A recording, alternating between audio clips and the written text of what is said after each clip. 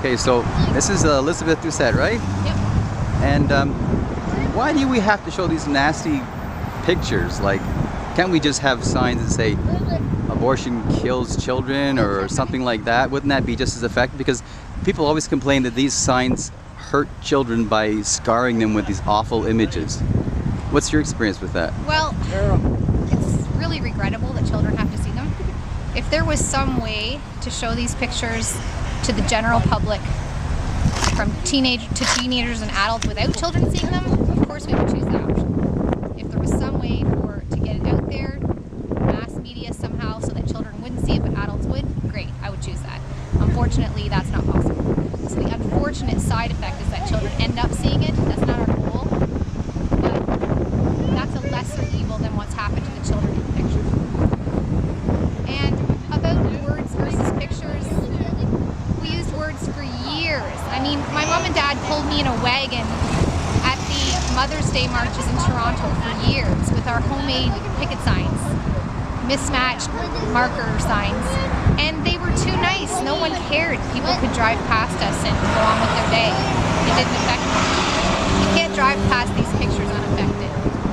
So these cut through all the rhetoric, they cut through all the words, and you get anger, but anger's better than nothing. At least it affected the person. It cut through whatever block they had there. And they'll definitely go home talking about it and thinking about it.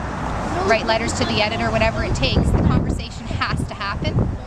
Was it Chrétien that said there's social peace on abortion? No, there isn't. There will be if we just keep using words, but as soon as you use a picture, it proves there is not social peace on abortion. And it has to keep being talked about. So that's what these pictures do. They make people talk about it. But do these really change people's minds, though? Well, apparently they do. Apparently, according to Mom, Rosemary, every time they do a Show the Truth, there are people who actually change their minds on abortion. And it's not an easy change. It's not in a second to go from, I think it's fine, or I'm actually booked for an abortion, to I've changed my mind. Sometimes it's a really difficult conversation with lots of tears and anger and swearing. But these pictures start that conversation, whereas they might have gone on without even having that conversation. They definitely change people's minds. And actually, sometimes they do change them instantly, don't they? I mean, that was what happened. I've never personally experienced that happened in St. Catharines this year. Did it? Yeah, a couple stopped and talked to one of the kids on the line and said, we're you know, a fairly poor family, and we've got already 3 or 4 children. We don't really want another one. We have an abortion booked in 5 days. And after seeing these pictures, there's just no way we can do this to our child. Thank you for being here. Wow. So, we don't always get that kind of feedback. No. But it does have the power to change minds instantly as you drive by. Also, who knows what conversation happened in that car before they came to the line. It might not have been instant in the car. Right. They could have had an hour chat. You know, like I don't think you can be booked for an abortion when you already have children, and then, I don't know. It's hard to believe, really. But the point is, it does change people's minds. It changes hearts, absolutely. And I mean, there's people doing Show the Truth who used to think abortion was okay, or that using the signs was a terrible thing to do. Me, for example. Yeah, I used to argue with my mother. She and I would be the only ones standing at the Lindsay Hospital. She would stand on Angeline Street, and I would stand on Kent Street, her with a picture and me with words. And I would say to people, I'm not with her, because I didn't agree with her tactic. Right, yeah. You know, so that was back in the late 90s, early 2000, and I was so angry with her for using those pictures. I just thought we should be more loving, you know, we're just going to turn people away. But after a while, it was just so obvious that what I was doing wasn't working. What she was doing was having an effect.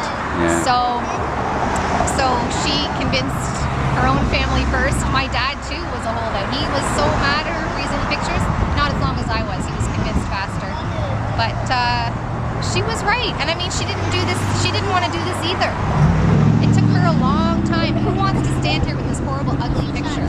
Right. You know, she went to the States and she watched people's reactions and she talked about it and she prayed about it. She spent a few years before she decided this was the way she was called to go.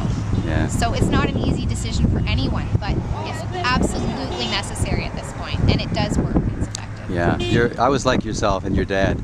I said, you know, Regina, you do it, but I don't want to do it, and I I think it's real so negative. It's just going to turn people off. And with like yourself, I had experiences where supposedly intelligent science teachers were denying the humanity of the unborn child, and they were not even teaching that life began at conception in grade 9.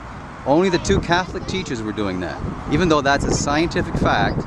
Then that's when I realized that, you know what, when it comes to abortion, it's such an emotional issue.